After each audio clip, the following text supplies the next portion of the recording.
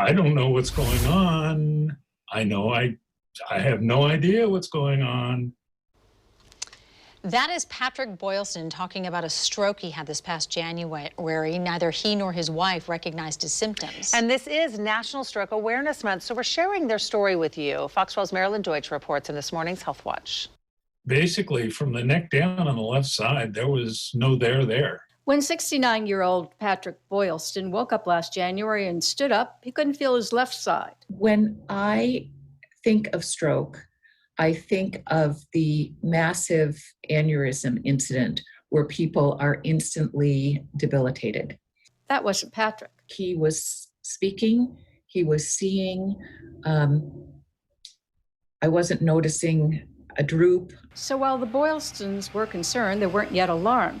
It would be 2 hours before Betsy drove her husband to the ER. Once you recognize that you have a stroke symptoms, you have to call 911 right away without waiting. Providence neurologist Kansara treated Patrick and says Patrick had a wake-up stroke.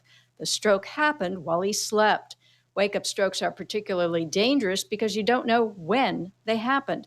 With a stroke, time is brain. Brain tissue is very vulnerable tissue. Without oxygen, without blood supply, after 4.5-hour window, we start seeing irreversible damage in the brain. Even though Patrick did not get to the ER right away, an MRI showed that the stroke probably occurred within that critical period of time.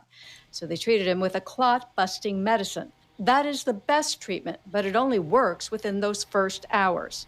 Dr. Kansara also says don't drive the patient yourself, call an ambulance. All the paramedics, they are well trained in recognizing stroke symptoms, so they can determine even before you come to the hospital whether you are having stroke symptoms, and they can call hospital well in advance. So hospital teams, stroke teams are ready.